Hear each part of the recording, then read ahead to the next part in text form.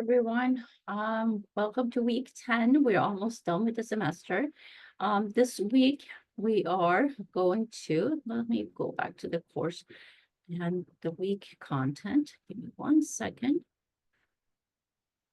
So we are working with algebra this week. So very basic algebra. And remember again, your textbook right here. You can click on multimedia library to get notes, videos, simulations to help you with the algebra problems, especially how to do the word problems.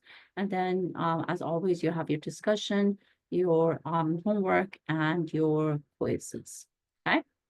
So for this week, we are going to talk about the basic blocks of algebra and also how to solve equations. And equations are things that we do in daily basis in our heads without really knowing that we are doing them. Okay.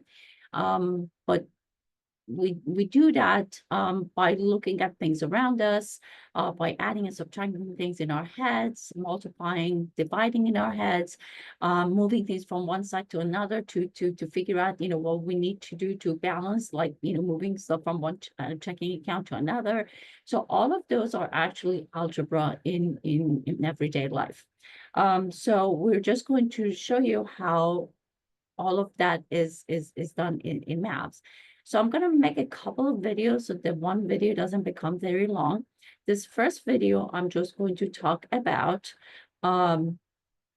variables because that's what you need to know about in order to be able to deal with algebra. So variables, as their name would suggest, okay, so there is a word vary, okay? That means that um they change, right? It's based on the situation. So a variable can be one that have one value in one situation, another value in another situation. Okay. In algebra, variables are usually shown by lowercase letters. Most of you remember the X and Y from when you took algebra last, whatever that may be. But literally any letter can be a variable. Normally, we try to use letters that make sense for whatever we're talking about. So, for example, if you're looking for time, we use T. If we're looking for cost of something, we use C. Okay, so but it really doesn't matter. Okay, so that's what variables are. Now, variables can be combined together. Think of them as same color M&Ms, okay? So if I have, for example, like 3 pink M&Ms, I don't know if other pink M&Ms, I'm not sure if there are, and 2 green ones, right? If I ask you how many M&Ms total I have, you would say 5. But if I say how many pink, you would say 3. You can't include the red with the pink. Same thing with green. If I ask you how many we have green, you would say 2. So there are 2 different kinds. They can't be combined. So that's the same thing in algebra as having one variable represent one thing and another represent another thing. Okay, so because they're representing different things, they can be added together. Okay, give me 1 second.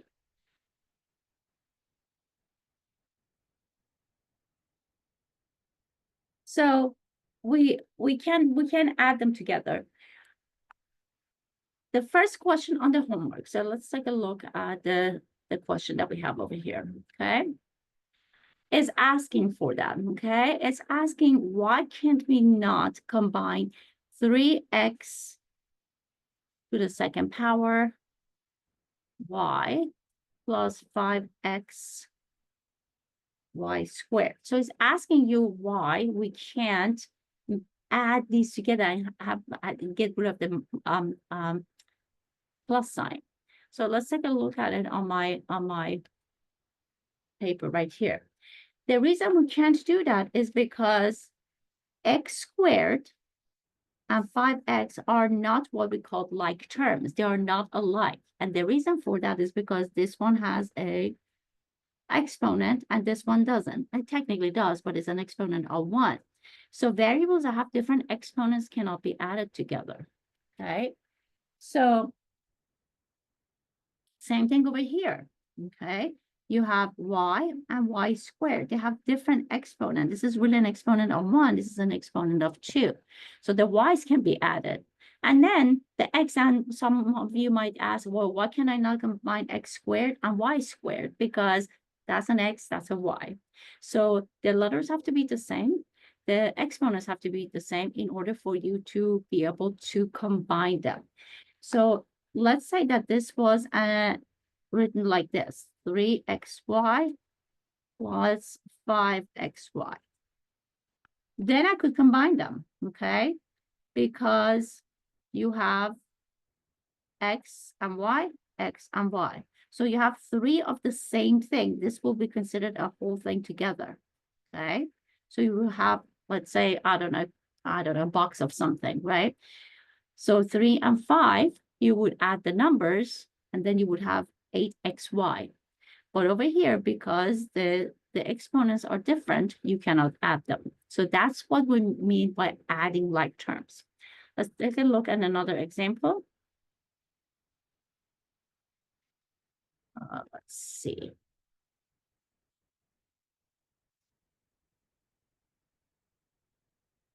Let me see if there is another one. All right, like this one right here. We have 2x minus 15x plus 6x, okay? You notice that all of the x's are the same because they don't have, basically, if you don't see an exponent, that means that's an exponent of 1. So they're all ones technically. So think of them as green M&M. 2 green M&Ms, 15 green M&Ms, and 6 green M&Ms.